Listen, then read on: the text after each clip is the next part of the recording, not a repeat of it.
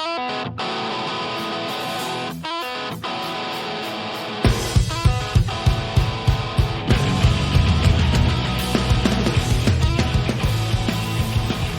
everybody, and welcome to another episode of BPM, Beers Per Minute. As you notice, we're missing two people, but we have a new one.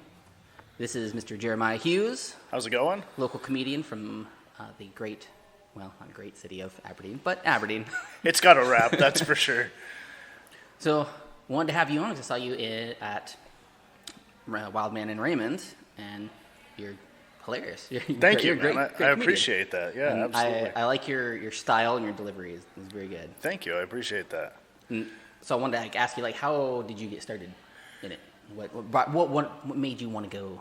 What made me comedy? want to try Yeah. comedy? I hadn't seen a stand-up show until over the age of 21. I hadn't went to a live show. I always kind of watched it on on demand. You know, everyone's always seen the stand-up thing, and I always liked it. I was always goofy and silly, but I never officially went to a show. So me and my buddy, we went to our favorite comedian at the time show, maybe 2017, Mark Norman. You know Mark Norman?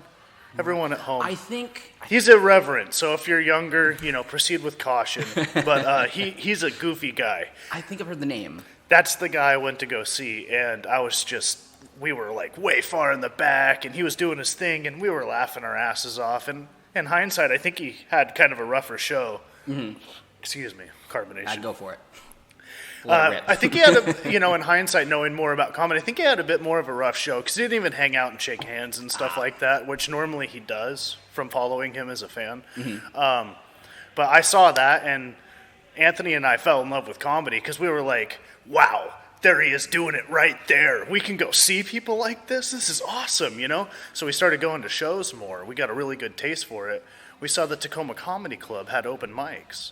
Well, we wanted to go there and check it out, We're like, well, maybe we're funny, maybe we could. And we kind of did the whole chicken thing where it's like, well, I'll go up if you go up kind of thing, And we just kind of chickened ourselves into signing up for the monthly thing. Oh, then awesome. We each got on a week after each other, and we're like, oh, we need to actually put together material. And then, I kind of fast forwarded a little bit because the pandemic, COVID and everything. Yeah. So we never actually made it to the club until after it reopened. So I had the pandemic. This is a big chunk to have skipped over. But we were talking about going, and then everything shut down rather fast here in Washington. I was in a mosh pit the week before everything shut down. I'm sure people don't want to hear about COVID. But I was supposed to go to see the Acacia Strain when they said everything's locked down.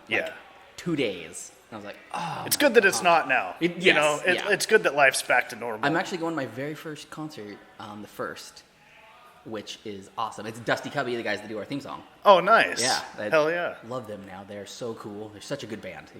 Check them out. I will check them out, absolutely. Back to your story. No problem. Yeah. So I had the time to actually sit there and write what I thought was funny, and I gathered about 5 minutes. The thing that really helped me, I think, was I stumbled across some Zoom style comedy app that kind of fed my little appetite of writing. I could kind of find what was a decent little joke. So by the time stuff opened back up, I had a decent little set. Now the crowd that came out the opening month that it opened was 120 people in Tacoma Comedy Club, dude. It was and that place is a lot pretty of people. small. Yeah, and they were ready to laugh. So I went up there, obviously recorded my set, and did my material and did rather well. Especially for my first time. I didn't even mention that it was my first time, so I didn't get I thought that was kind of hack. Yeah, I thought that was kind of hack. Even day one to go up there and go, oh, it's my first time, because people are they're gonna be like, oh yeah, you are great, and I just wanted to see if it was funny. I wanted to see if I liked it, because I heard a bunch of comics say that if you try it, you'll know right away if you like it or not. I think that was Bill Burr saying that. Yeah, he's like, try it one time and you'll know. You'll know if it's for you, because you'll love it. And if you're like, it's probably not for you because it sucks. But if you do it and you're like, that's my thing, which I did, and I was like, this is it, Awesome. But I had a really good set my first time, point being, because people were there ready to laugh. I recorded it, put it on Reddit naively, and people were actually really nice. They were like, that was a good crowd. They were really hot for you. They really liked you. And in hindsight, that was a really good first set to ever have, because a lot of people's first sets, they eat it, they die, they bomb. Yep. And so that gave me the bug right away, where I was like, oh, I'm good at this. And then I wasn't, obviously. Right. So then I went to like the first mic with like only 8 comics, and then I wanted to kill myself afterwards because it was horrible. Yeah. But not actually, don't do that. What's your worst, like, bomb?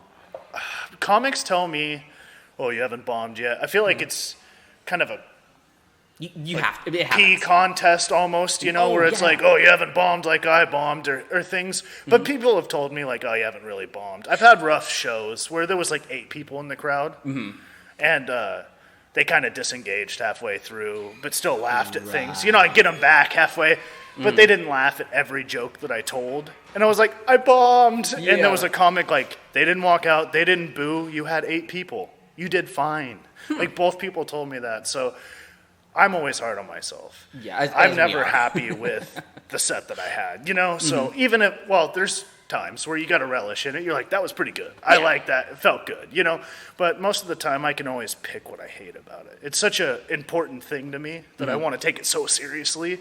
Right. That, you got to. You got to find something to improve on. It's never done. A joke's never done. It never ends. So that's what I like about it, though.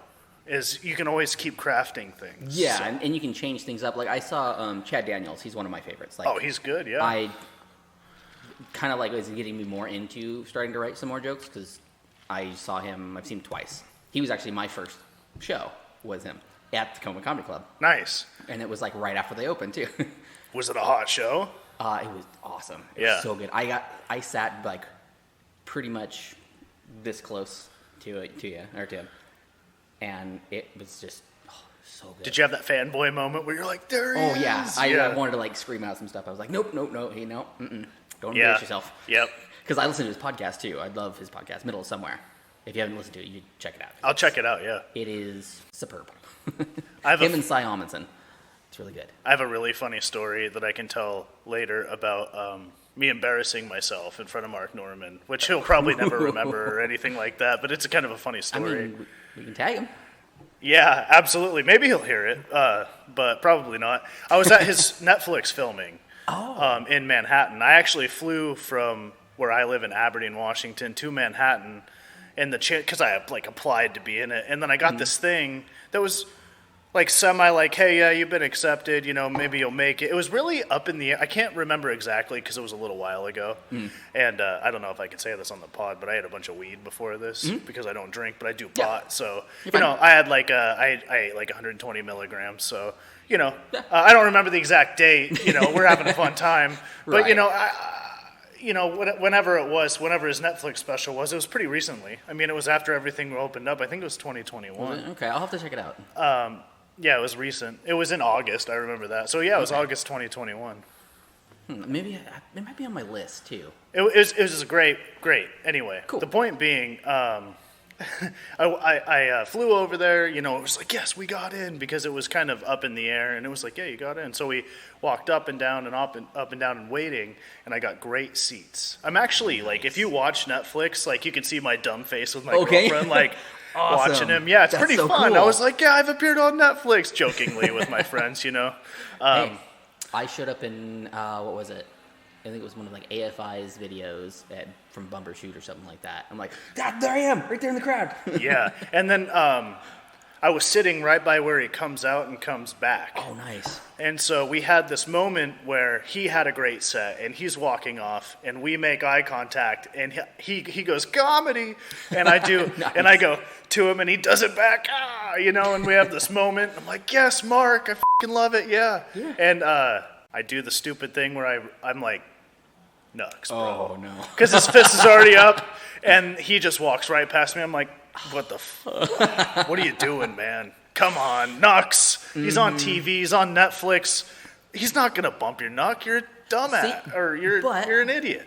But, you missed 100% of the shots you don't take. What if he would have done it? He's like, hey, he takes his hat off, throws it here. Take this, you kid. Never know. Kind of thing. Something, I don't know. He wasn't wearing I've a met hat, quite a few people. I met, the band Stabbing Westward? They're like 90s electronica rock.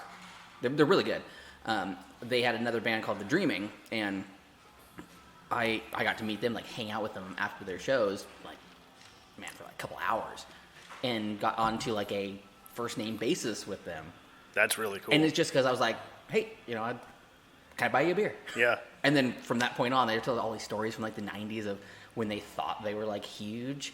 And Johnny Harrow said he was like walking down the streets of LA with like 2 girls on his arms, and then he's got this 16-year-old kid like holding all of their coats and purses and everything, like his squire following him around.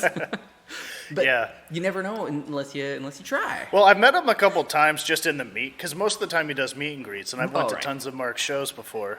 Look at me calling him Mark, like we're best pals. No, but I've taken pictures with him. I bought a shirt from him and took a picture with him. We've shook hands. I've said hi. Mm-hmm. He said nice eyes. Nice. Thank you. But it was a fun time. He's a nice guy. But that was just such an embarrassing moment. He'll probably never remember it. He'll never hear this. It doesn't matter. Mm-hmm. But to me, it was that moment where you kind of slipped and fell. And someone saw you fall. Yeah. And you're like, oh, it's so much more embarrassing now. Yep. And my girlfriend saw me go for the. It was instantly flush, and you're like, oh man, I was like, we're not doing the. Mm-mm. Yeah, not anymore. Yeah, that's. You know what? I bet if like you get big enough, and you meet actually do something with it, he might remember. No, it'll be hilarious. Those will be the ones that they do remember. Because that's how I met the Dreaming guys. Is first show I went to, my brother and sister-in-law were engaged, ready to be married. So they just sat in the back and were just holding each other the whole time. So when I saw them again, I'm like, hey, you probably don't remember me. The people back there was like, oh yeah, that freaky making out couple. Yeah, I remember you guys. Yep, that was us. Well, maybe he'll remind me, or maybe he'll remember me as the weird guy that went in for Nux during his moment in the Super Bowl, where he was like, "It's not about you, dude." Mm-hmm. I don't know. It's just a dumb thing where I was like, "Oh, my comedy guy, yeah." He really looks up to Seinfeld, which Seinfeld's great. Oh yeah. But Seinfeld was in the 90s when I was born, which Seinfeld's great, but it's more current for him. He's my Seinfeld, mm-hmm. Where I love his writing. I love everything about the guy. Biggest influence then? Yes. Yeah. Okay. I'm afraid that I'm constantly doing him, which I'm not trying to do. I just naturally sound like this. Yeah. And I'm a stoner. So, but yeah, I love how he writes. I like how edgy he is. I like that he goes up and bats for comedy, because a lot of people are really sensitive now. Yeah. And, a lot of people claim to like comedy and they don't actually like comedy because they can't take a joke, Exactly, yeah. And it's like, whoa, come on. It's funny until it comes around to you. If you can't take a joke, if you don't have thick skin, maybe comedy isn't for you. Yeah, I mean, you have those guys that do push the line a bit. Oh, yes. There's always outliers on Louis every C.K. side. I love Louis C.K., but he's always got one or two that's that was just over the line, man. Line's different for everybody. It is. True. I feel like comedy is a lot like pornography, too. Mm-hmm. Sorry for the crude analogy.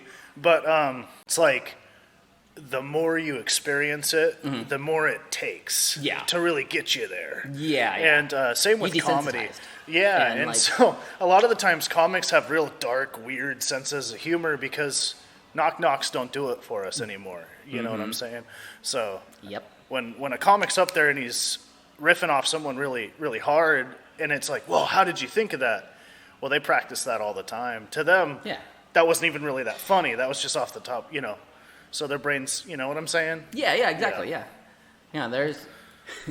There's some comedians. It takes more, I guess, yeah. Like Tom Segura, he's got some good bits. Oh, yeah, he can go dark. But he gets a bit dirty for me.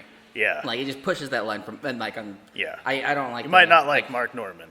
I mean, it depends on what it is, though, because one of my favorite. I said Louis C.K. is one of my favorites. Yeah. Well, I'm glad you said that because I love Louis. And he's great. He's the only one that came forth when all that stuff happened and said, I apologize and I didn't realize that this stuff happened, and he's the only one that got canned because of that. Which is crazy. People throw around the world, he's genius, but he's a fucking genius at comedy, dude. What he did with his show, Louis, and did stand-up at the same time, and just look into Louis C.K. I don't need to sing his praises. He's a he's a legend. Yeah, he really is a genius, and he can really toe a line to where almost like it can really turn people off. Yep. There's even some things that don't date well from him, but most comedy doesn't date well because the line's always moving, you know, and everyone has that different line, you know. It's like because if you look back at Pryor or Eddie Murphy, that would never fly now. I have one of Pryor's albums. Yeah, and on vinyl. So you know, the line's always moving here and there, and it'll, you know, hopefully it comes back a little bit, and then it'll go back, and you know, hopefully that's how it works. Maybe I'm just talking out of my butt. Chad's last show, his last tour, he called it the Mixed Reviews Tour, because he had a lot of different opinions. Like, he brought out his book, and he had like this side and this side, and he's like, see, you guys didn't like that joke. That's going on the negative side of this thing then. Fair enough, yeah. So, and you're talking about reworking your jokes and things. The more you do it, it's like the first time I saw Chad, and it was really funny when he told it, because he told it on his podcast. I just heard it like that week about a story about his daughter, and they had a fight or something, and then he basically chased after her, and she thought he was somebody chasing her. And the way he said it in the first show, it was funny, it was good. But then he reworked it for the last time, and it made it so much better because he added a couple other little details, and it just killed. The whole place just went off. Mm-hmm. And that's the whole little thing is, can I change a word? Can I cut a word out here? You know, the infamous, is waffle funnier than pancake? You know, there's like just words that are more funny than other words. Fart's just a funny word, you know? Of course, yeah. Anytime you can use the word fart, I love it, you know? But I got a real silly sense of humor. I'm like the silly, lovably obnoxious comic, you know, where you're like, come on. That's silly, you know, but that's my whole thing. I don't like to do politics. I don't like to do race. I don't like to do stuff because the world is full of stress. Oh yeah, it's already and it's killing us. The stress is killing us. So I feel like you're there. People go to comedy. Us comedians can forget that people go to comedy to forget about bad stuff, to have fun, you know, to enjoy joy, to feel joy so much that it falls out of their head. Like there's little feelings that you can feel, especially aside from sex, that can feel so good that you go, ah! Yeah. You know, like that's a powerful thing that you can give someone. And a lot of people use that to sneak their feelings about politics and stuff in there, and you know, comedians can do that, and that's a fine thing for them. But what I want to do is just provide silly fun, at least for right now. Who knows? Carlin started silly and then went really political at the end. And he did, his stuff was pretty on point though. I'm not saying he was wrong. That's the thing, you adapt to your surroundings too. I think a lot of mainstream people that like comedy and stuff get into comedy or watch comedy when they feel bad to feel better. Yeah. You're never like on top of the world, like, let's watch a comedy special. You know, everything's going great. I mean, sometimes. Please. But a lot of the times when I do it, I'm like, I need a laugh. You know what I'm saying? And so I'm never like too down in the dumps or anything like that, where I'm like crying, like, I need to watch comedy right now, or you know, that'd be weird. But you know, when you're kind of on the verge and you're like, it's kind of glum out.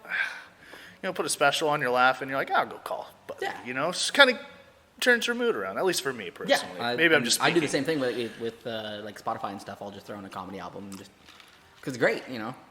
And you don't have to be doing anything, really. Yeah. You just, you know, you fiddle with something, and then just have that go in the background, and you'll pick up on the things that make you laugh. Like, you won't even hear the last 20 minutes of it, but that 1-2 minute joke, like, you pick that one out, and that just makes your day so much better. Exactly. It's like kind of you were calling back to Dave Grohl about like just that little bit is all that matters. You know, just like that made my day. That's all. That's what it's all about. You know? Have you listened to his book, or did you know he wrote a book? No. It's called Storyteller, and he does the audiobook for it too. Awesome. Like, I'd give it a listen. It's so good because he's got so much passion for everything, and the way he talks about his kids and doing different things for different shows and things. It's really, really like inspiring. It's really good. Dig it. I'll have to check that out too. Also, Dave Grohl is also a great way to call anybody with long hair and a goatee. Right. It's just a I'm sure anyone with that look gets it all the time. Yep. We had a guy when I lived in Olympia that lived in the apartment complex that looked like Dave Grohl. And we literally just called him Dave Grohl. Like, even to his face. We're like, hey, Dave Grohl, get over here. Come here. He just answered to it. It was a sad curse for that man. He probably got it everywhere. I had somebody say that I looked like David Arquette. I'm like, oh, okay. I mean, okay, I think. I get maybe? Mac Miller a lot. Oh, yeah. I can see that. A little bit. Thank you.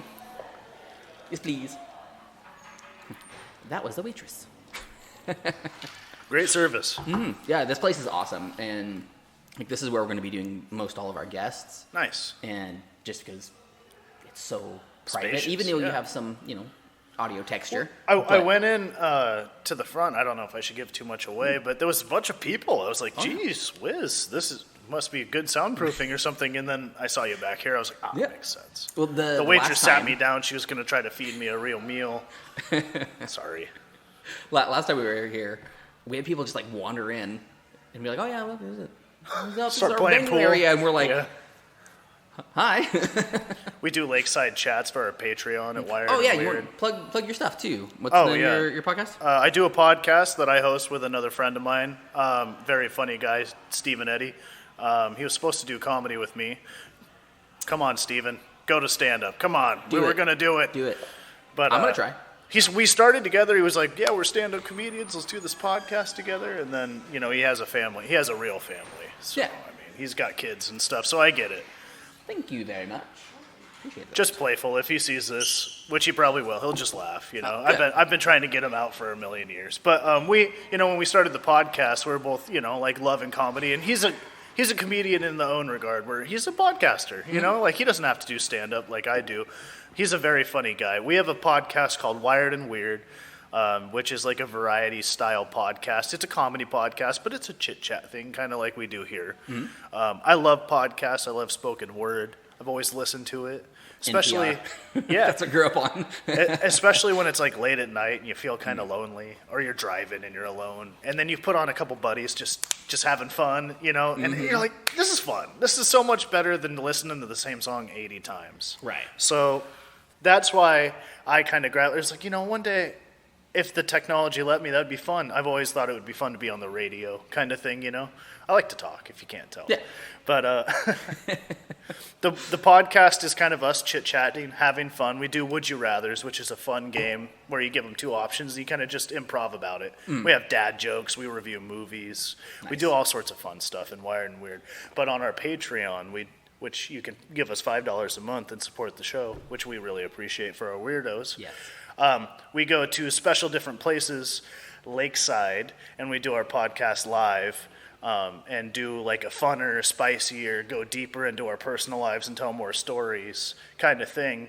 And so many people will try to walk up and they'll wave at us. They'll just see us sitting side of a lake with a bunch of microphones and headphones on doing something, and they'll still want to walk up. And isn't that weird? It's so bizarre with your person coming in, just wandering in. It's like, right?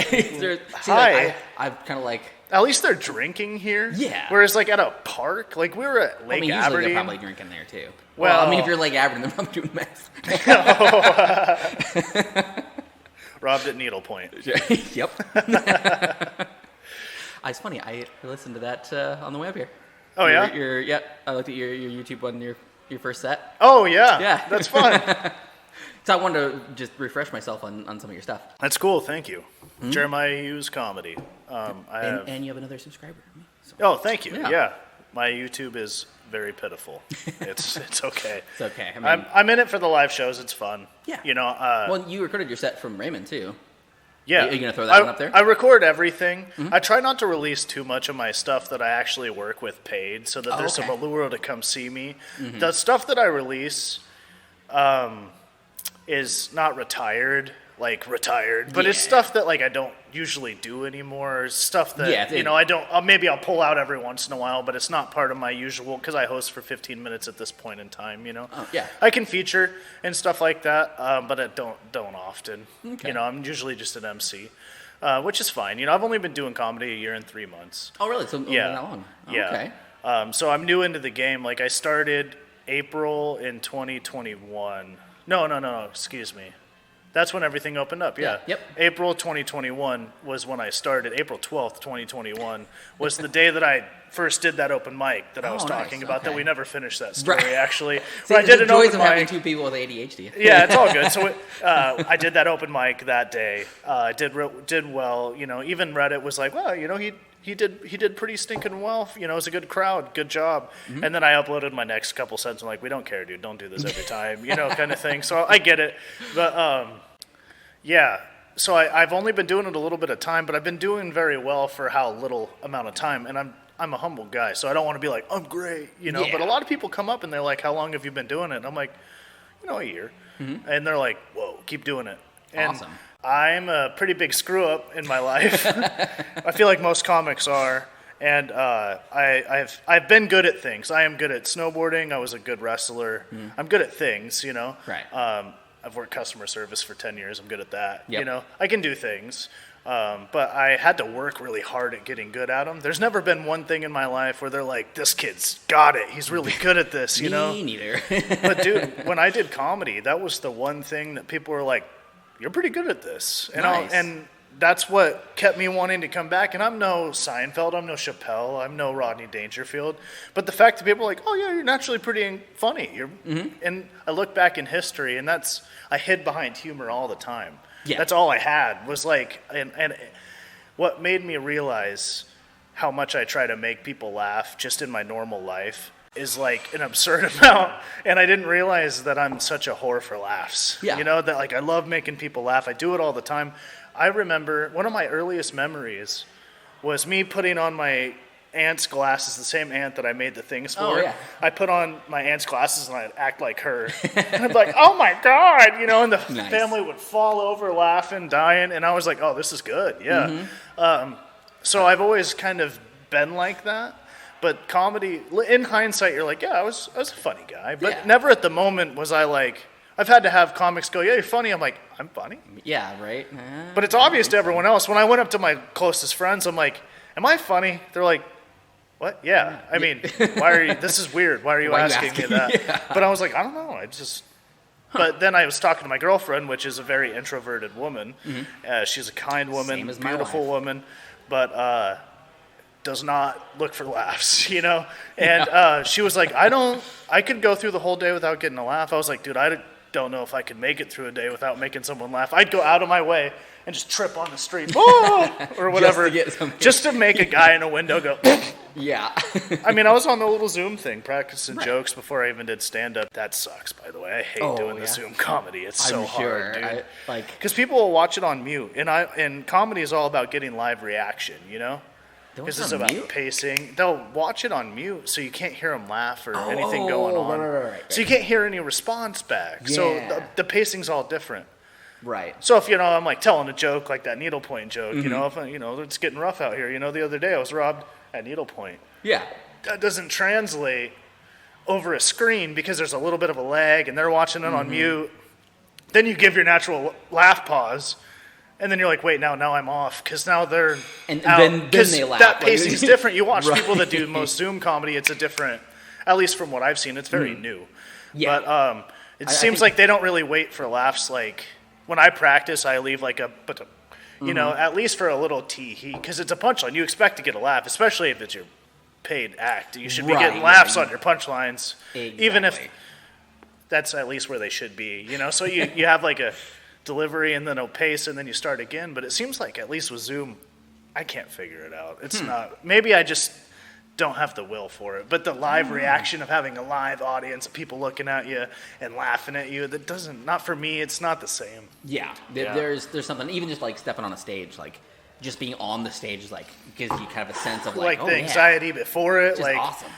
It's really similar to wrestling, where it was a love-hate relationship with the nerve-wracking, gut-wrenching anxiety before a match, where you're looking at the guy, you're about to go out and try your hardest to pin to the ground, and he's like, oh yeah, and you're like, oh yeah, and you're scared inside. You know, everyone always is a little bit, you know, like some people are just cocky, and they're like, oh, I'm going to kick this guy's butt, or whatever. I'm going to kill you. I had a lot of self-doubt, you know, so I was like, oh, geez, you know, but I'm trying to look tough, and, you know, you're looking at this guy and you feel all really scared, like so scared. You're like, I feel like I'm going to pee a little bit. That type of scared.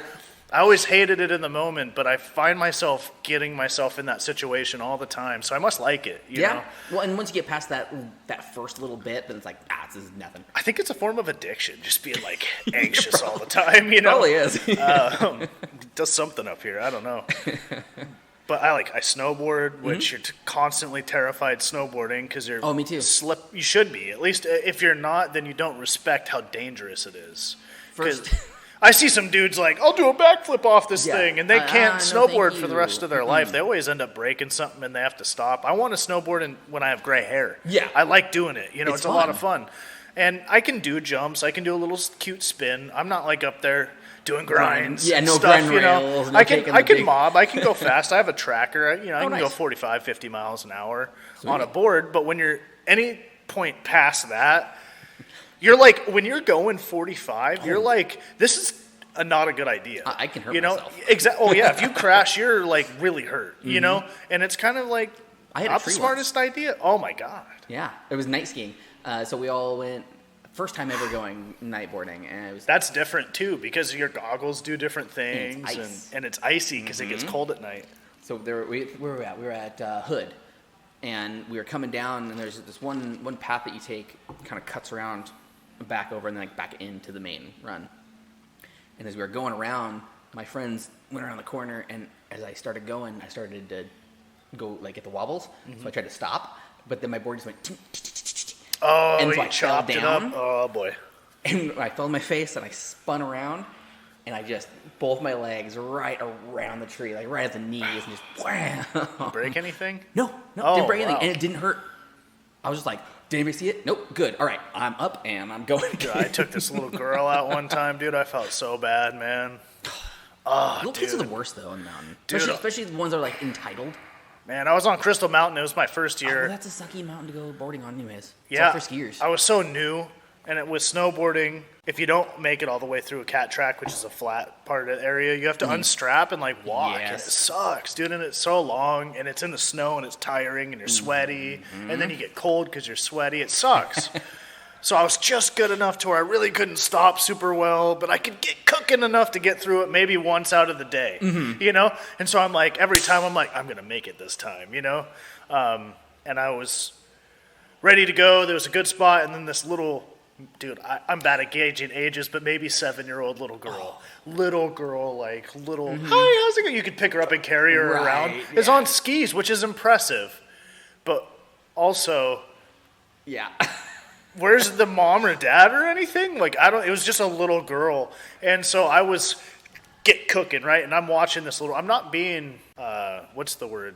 Unaware. Yeah. I'm not being unaware. Aware of your surroundings. I'm watching her. I'm like, she's going left, right. So I'm trying to get past her because I'm going really fast at the edge of not being able to control myself, which one of the rules of the mountain is stay in control, you know. Yep. But I'm trying to make it through here. I'm good. You know, the rules don't apply to me. I'm trying to slip through here.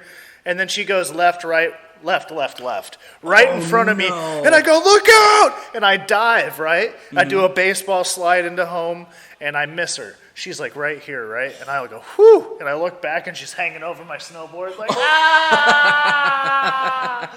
And I'm like, oh my God. And I look back, and I'm like, oh my God, are you okay? I'm so sorry. And she's fine. She's a little girl. She's like, dude, that hurt. And I skied off. And then there's this big, scary Russian or Eastern European guy with that accent I don't want to say because Ukrainians get really mad when especially nowadays, but they always did. Oh. They don't like when you mix them all up. Oh, okay. There'd be, a cannery in Westport. Mm-hmm.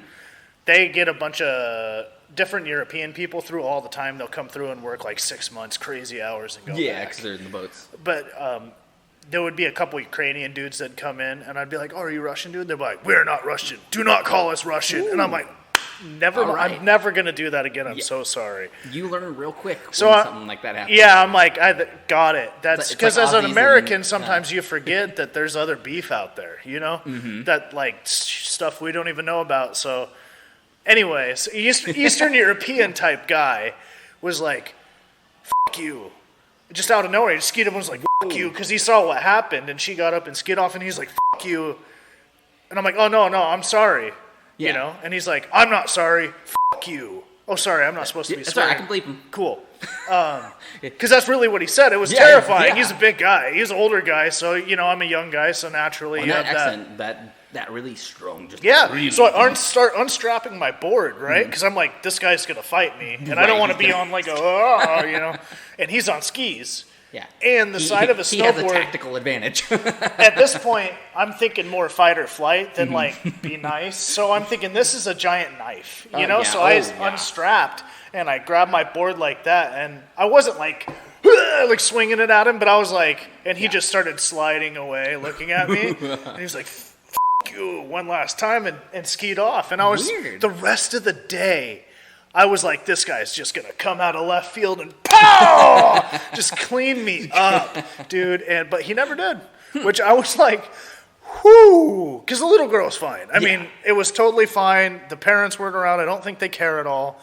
But, yeah. That's a scary experience, like having something like that happen. I had another reverse thing happen where I was later in my snowboarding career where I know how the mountain goes and stuff.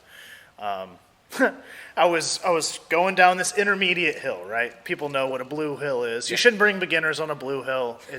They'll get in the way and stuff like that.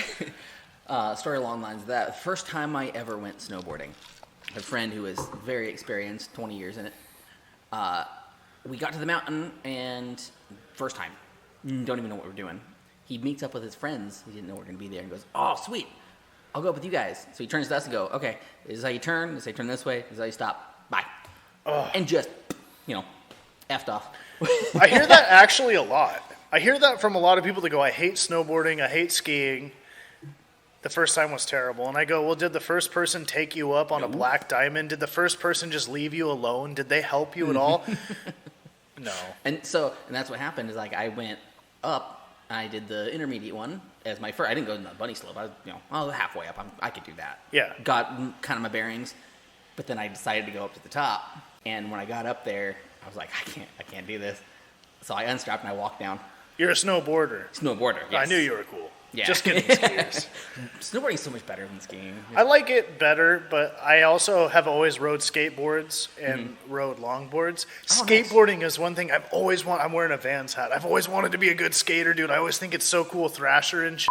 I almost hurt myself why I quit. Like real bad. Yeah, I was never really good at it. I could never land a kickflip. I could ollie pretty decent, and I can always ride. I can ride really well. I could ride through bowls. I liked riding. I was like, I just like riding around up and down the ramps, and riding down hills was a lot of fun. So I gravitated towards longboards. Rock.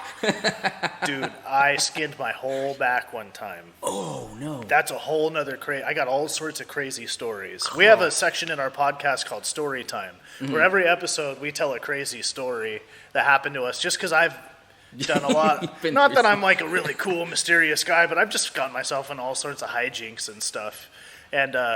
That happened. I was bombing down Hospital Hill in Aberdeen. I don't know if you know where that is. I know exactly where that is. With no shirt on a longboard. I've been riding longboards my whole life. I do the skid cool thing. I know what I'm doing. I'm a teenager. I know everything. Yep. And my trucks were too loose. I got the speed wobbles, and I biffed it hard. Probably, now that I know how fast things are with snowboarding, probably about 20 miles an hour. I was going really fast. No helmet. A speaker in my hand, sunglasses on, and I hit I didn't even hit a rock, really. What really happened was I got the speed wobbles, and I'm like, do the whole thing, try to slow down. I'm like, I'm not slowing down. I'm going to bail out in the grass. And I tried to get over to the curb, and then I got, what wheel bite is. The board hit the wheel, and that's like an emergency brake. You'll just get thrown off it. And so I got thrown into like the dusty dirt side of the road, and it was a bunch of dirt and rock in my back, but I skinned my whole right side of my back down to my butt cheek. My elbow and my knee were like raw, really bad. And I hit the ground so hard that I rolled one time and popped back up and landed on my feet and ran it out. Whoa. And I had so much adrenaline going. I remember going, woo, I love pain. Just being a dude, being a dum-dum, You say douche, that's fine. Okay, yeah. Just being a douche, just kind of like that weightlifter, like, yeah. And I didn't realize how bad I hurt myself. And my buddy, Keyshawn, rolled up behind me, and he was like, dude, you're back. And I was like, and I looked back, and it was just pink all the way back. And and then I could feel the wind hitting my back. And I was like, oh, this is bad. And then that was a whole thing. It took like 7 days for it to heal all the way and stuff. I did one kind of like that. Used to be a dishwasher, and I was late for work. So I grabbed my bike before I had my license. So I was running down this hill, and I was going probably about 35, and I was trying to get to work. And there's this spot in Raymond, you know, where like with the by where McDonald's is, the storage units. Yeah. There used to be trees there, and those trees caused the pavement to bubble up because of the roots. And I knew I hate a root bubble, dude. And if you hit it right, it's fine. Like you can. I biffed it off so many root bubbles, man. And that's where this went. I hit the first one, I was fine, and then the second one, because I gained speed as I came off that hill. Second one I hit, as soon as I hit the bottom of it, my handlebars went like that, and I went, uh-oh. And it went, and I lit like that, and I slid probably like 5 feet. From here to here, both arms just peeled off. The rocks and crap all up in there. Like, all my shirt was like peppered. And I was like, ooh, almost ripped off a nipple. That was like real close. Oh my gosh. You'd be a legend. Only one nipple? Yeah, I know, right? That sounds like a pirate name. Oh, there goes one nipple over there. My first D&D character is a dwarf named Fergus Nipplecheek. There was a girl when we went to high school that the rumor was that she had no nipples on her boobs. Interesting. And I was always intrigued by the no nipple. I was like, I gotta see that thing. I was always like, I wouldn't mind seeing that boob. Just to see if, not only to verify my suspicions, because everyone was suspicious. Yeah. But it's an anomaly. It's like, what is that? Like, is it a mannequin? Would I be like, that's pretty good? Or would I be like, ugh? There was a comedian that brought out like. Does that exist? Is that a real thing? Yeah. No nipples? Yeah. Oh, well, sorry. Yeah, I'm sorry to you if you don't. Yeah, that comedian brought out, like, you know, they blur it, but they just blur the nipple. Right. It's like, that's not all we want to see. It's like, that's the equivalent of that is me pulling it out and just covering up the hole. It's like, you can't see anything. Yeah, just the head. Yeah, you know? You can see everything. That'd be preferable, honestly. You know, and you'd be like, oh, it adds at least an inch with the blur. Right, yeah. You take the blur away. You don't know, yeah. If you blur it, then you're like, oh, it leaves the imagination. I think personally, I mean, to each their own. Maybe a little more allure is needed with a penis. Maybe you need a little mystique behind it. Maybe you need maybe a blurred penis is better. I don't know. I mean, it is pretty offensive.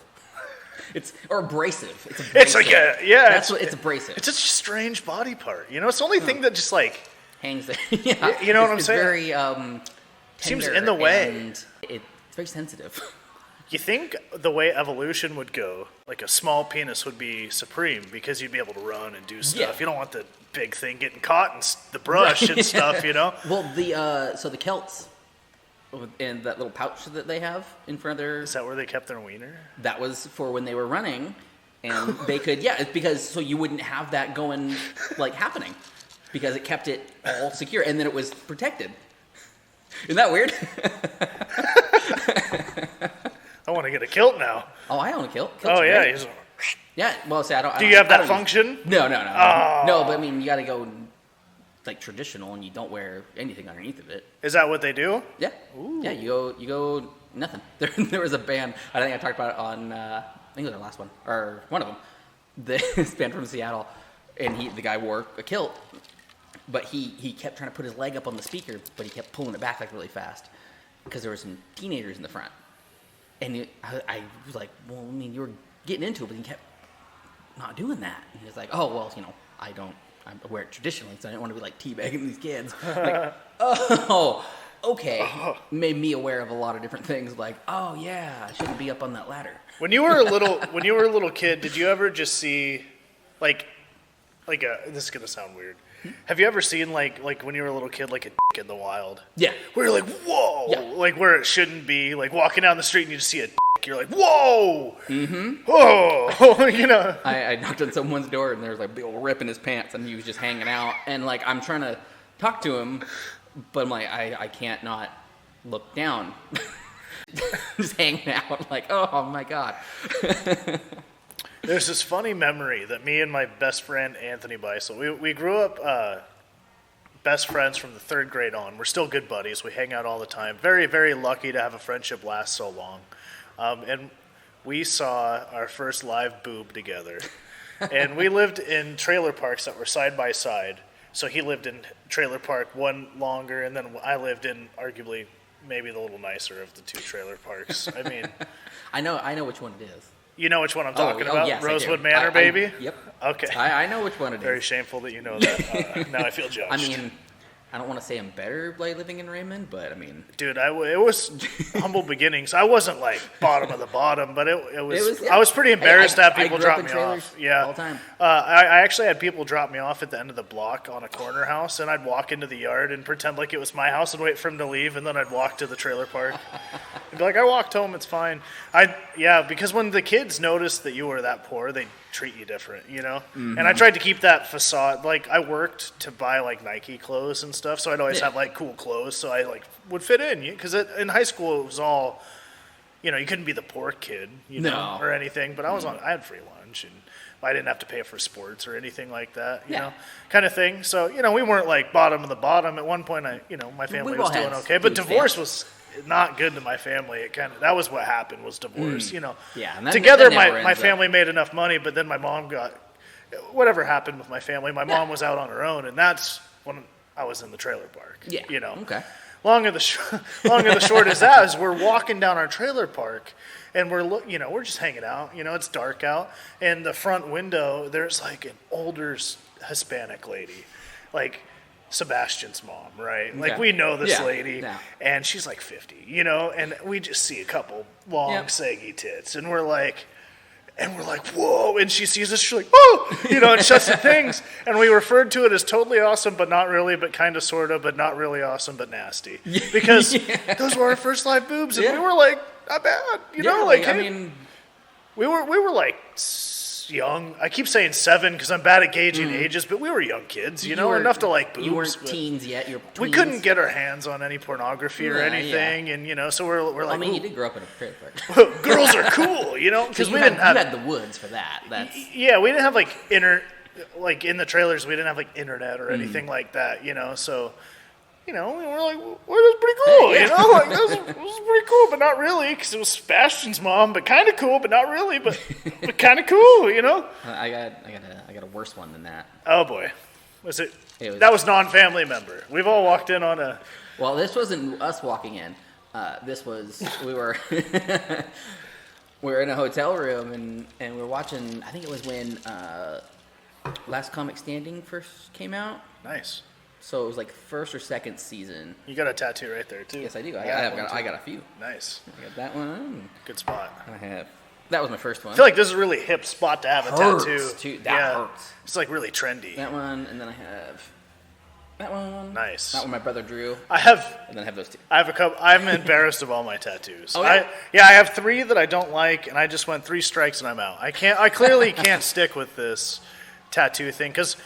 Like, I'm agnostic. I'm not even Christian or religious, and this is like a Bible verse on my arm. Is it Jeremiah 29:11. This is like what I was. It's cute because it's like what I was named after. Oh, okay. So I know the verse. You know, it's like, for I have plans for you, plans for hopes in a future, or something like that. Something all cute. I can look at it right here. I have a thing on here. That is a famous. Like that's a. Yeah. Yeah, so basically, like, when my parents named me, they were like, well, we'll give him a name that means hope. And then my middle name's David. Okay. So it's a very biblical name. When people see my name, they go, real biblical? I go, it's Jeremiah David. You know, like... Yeah. See, but even though, like, I'm pretty religious, but I wouldn't go right to there.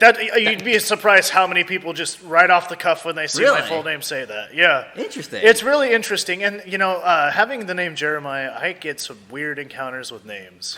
You know, like, I met a Jeremiah one time. And I'm like, you met one right here. I'm right here. We're not like an anomaly. It's just a semi-strange name. It's a longer name. It's a name everyone knows, but not many people know a Jeremiah. They probably do, but they usually go by Jerry or Jay or... Yes, and people try to give me Jerry or Jeremy. Could be Maya, you never know. I got Maya as a kid. That was when I was a kid. See, that's a weird one of like, I don't feel like that one translates. I know, but I don't feel like a Jerry or a Jeremy. Yeah. I go by Jer. People call me Jer. That's fine. Or Jay. Jay. I'm fine with that. Don't call me Jerry. Jerry. I do not. You don't look like a Jerry. I do not feel like a Jerry, and I will not answer to Jerry. Jerry works at like a telemarketing company. Especially as a comedian, like that's not gonna work. There's already Jerry Seinfeld. Yeah, so it's then you're already competing with the best Jerry I'm not in the Jerry. business. I'm no Jerry. I don't feel like a Jerry. I just don't got Jerry vibes. So it's funny because that wasn't even the original choice for my name. Oh, interesting. My original name was supposed to be Joshua. Okay. But my cousin Joshua was born in February, and I was born in April, and my parents told my I guess, aunt and uncle would be how that works, family works, their plans, and they were like, yeah, we like that. We named him Joshua, too. And they were like, what? No. That's what we were going to do. And they're like, they're both Joshua. And I'm like, no. And to be fair, whatever. Yeah. To each their own. That's the story I heard. So who knows how my real dad has the same kind of story, too. all that is. But then they were like, we like Jeremiah. Let's go with that. And so it's a second choice name. Interesting. But Jeremiah's a name where you don't know many of them. No, not really. But so you're actually only the second one that I know. Yeah, but it's weird because everyone knows the name. Yeah. No one's like, I've never heard Jeremiah before. Because Jeremiah was a bullfrog is big. Right. Everyone always sings that to me. Stop with the Jeremiah was a bullfrog. We know. We've heard it a million times. Yeah. The song is Joy to the World. And in the beginning, he just ruins our name for no reason. He's just like, Jeremiah was a bullfrog. Joy to the world, everybody. Everyone's happy except for Jeremiah's now. Yeah. Because my name in middle school, my nickname that everyone called me was Ribbit. Oh, God. Because bullfrogs ribbit. Oh, man. That's not good for a kid's self-esteem growing up, calling him a bullfrog. No. Mr. Perry was brutal. He called everyone nicknames, though. Mine stuck for, I never had a nickname like that. I tried to go by Duke one time, I remember. Because remember the Mighty Ducks cartoon? Where they were like superheroes? Oh, yeah. Yeah, and Duke was the best one. He had the laser sword and the eye patch. And I was like a week in school, I was writing my name as Duke on there. The teacher was like, you need to stop that. That is not your name. But yeah, I went by Maya when I was a little kid, and I remember there's a defining moment when I went from Maya to Jeremiah. Mm-hmm. Because I was even enrolled in school as Maya Hughes. It was just what everyone called me. I'm hi, Maya, I'm a little kid. Right. I think it's when Jimmy went to James or whatever. It's like a weird nickname transition to my, I'm Jeremiah, or whatever. And that was in the third grade. When I was enrolling into the third grade, I was enrolled as Maya Hughes. And so when they called Maya Hughes, I didn't raise my hand. I was like, man, he's not here. That guy's dead, And then there was is there anyone here that I didn't call? The teacher's very obviously, as an adult's perspective, he's like, is there anyone here that I didn't call? And I'm like, he's like, what's your name? I'm like, Jeremiah Hughes. I'm here. And he's like, oh, my mistake, sir. And he was very polite. Mr. Ogren was really cool. Nice. But I was very sassy about it. I was like, yeah, not Maya. Sorry. I'm a grown man now. I'm in the third grade, okay? See, and I went the opposite. I went from Michael to Mick. There you go. Yeah. And Michael's good, but I always got Mikey. I got Mick. Did you feel like a Michael? Michael, I like the name. I do like the name. I think it's a good, Does it fit you? Yeah. I feel like it does. Some people don't feel like their names. No, I'm not Michael Jordan. I feel like a Jeremiah. I feel like this is what a Jeremiah would be. It's like a weird, jumbly name. So I have a jumbly brain, I don't know. I feel like I represent Jeremiah as well. Yeah, I think so. You a lot of Jeremiahs I met are African American. They're what? They're African American. Oh, really? Yeah. Like most of them. Actually you say that, yeah. I can... That's Sweet. Usually where you hear it, yeah. Yeah. A lot of people, when they say that they read my name on comedy, and then they see me, they're like, oh, we thought you were black. I was like, oh, well, whatever. That's interesting. Yeah, I never actually thought about that.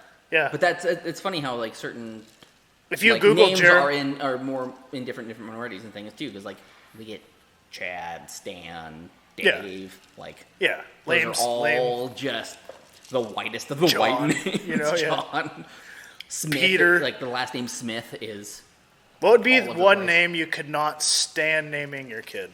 Oh. That just, that name just annoys you. There was one. Plug your ears if you have this name.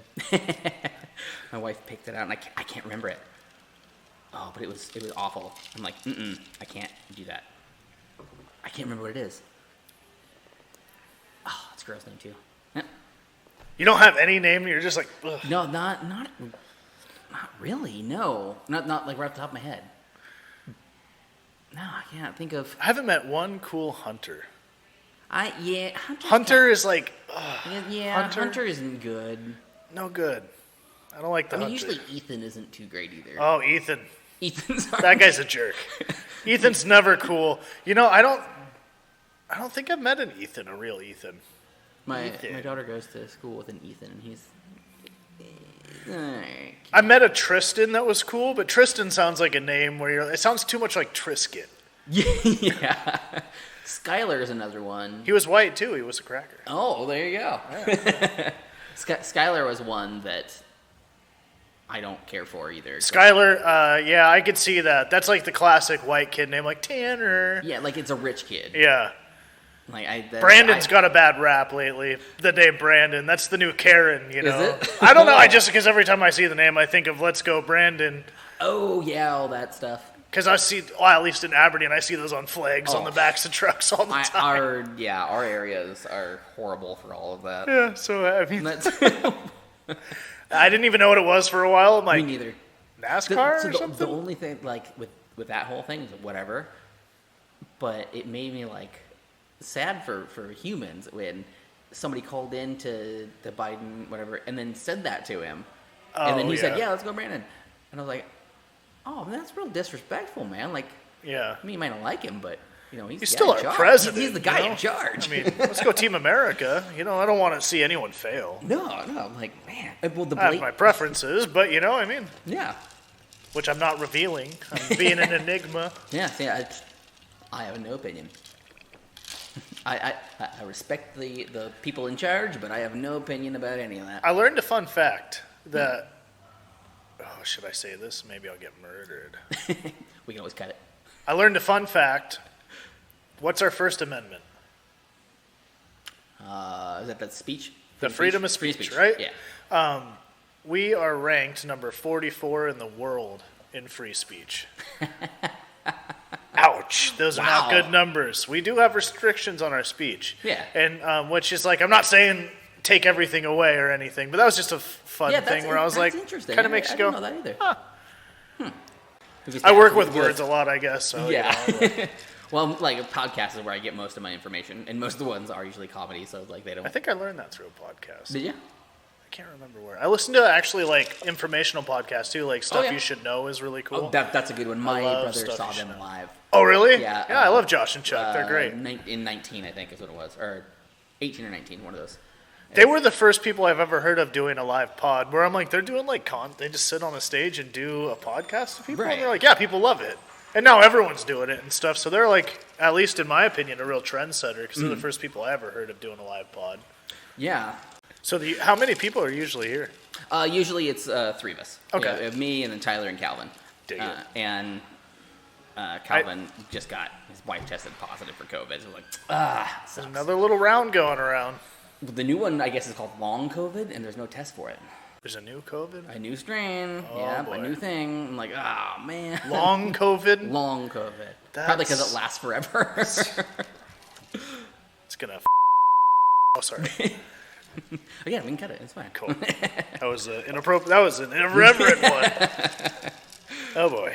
Well, we're actually getting close to time, though. Cool. About an hour or so. I'm trying to keep it a little shorter than 3 hours, because that's my old podcast I did. That's what we did.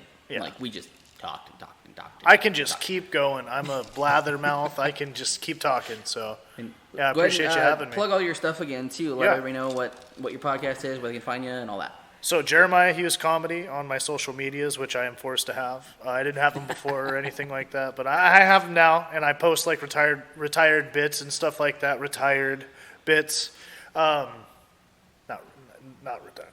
Yeah. Sorry, it sounded like I said it, so I wanted to emphasize retired bits on YouTube and stuff like that. Jeremiah Hughes Comedy. You can also check me out at Wired and Weird. Check out our podcast. That's what I'd really appreciate you guys to do. We have a fun time. We really participate with our fans. So if you email us, even if you hate it, email us just to let us know. Because any feedback is nice. We'll read it on the podcast. We have a section called Hate Mail. Oh, nice. Yeah, we love it. We think it's silly. We haven't gotten you that yet. Oh, really? We have a section called hate mail. We've never gotten anything bad. It's always what grinds their gears. Because the whole thing is like, do you hate us? Do you hate anything? Get it off your chest. We'll talk about it. We'll riff about it. And so they'll be like, oh, we got one person wrote in and said that they work in an office where they leave like hair on the toilet seat and stuff. And she was like, I just got to get this off my chest. Like, nice. And we kept everything anonymous, but we were like, oh, how gross. We hate that. That person's inhuman. We should burn that place to the ground. And they felt like release in hearing us like just rave about it, So awesome. There's a little release for that. So if you hate the show, email hate mail. But check it out, Wired and Weird. That was a really long-winded plug. But that's fine, man. That's awesome. Yeah, so check them out, and don't forget to follow all the socials and all the things. And next time, it might be just me again, too. But we'll have another guest on. And thank you again for coming here and taking the time to sit down with me. Yeah, I got tons of stories. It's a fun time. And so maybe when I try stand-up, you'll have to come and tell hit me me if up. I suck or not. No, well, we all suck in the beginning, but... You'll do great. Didn't. You're a funny you guy. Didn't. Well, in relativity, I sucked. The crowd just was really receptive, So, but yeah, it's all just a journey, and so just enjoy. If you enjoy doing it, I highly suggest anyone try stand-up comedy. You'll know from trying it, because I was hooked right away. It was a great time. I highly suggest it. I'll be there to support you. Awesome. I will be there, and probably bomb. I have some real bad jokes. We've all done it. I like your sense of humor. You'll do fine. Yeah, I'm like you though. I don't. The hesitation. Can't take a compliment. Yep. Yeah, it's hard to. Yeah, it's okay. Bye. Wired and Weird.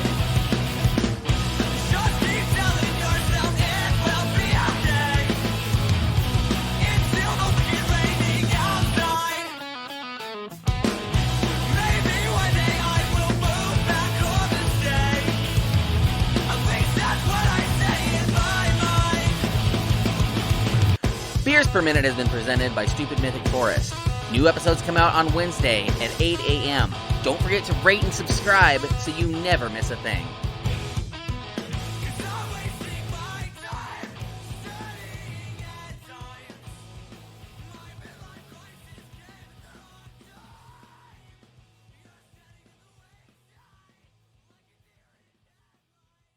Stupid Mythic.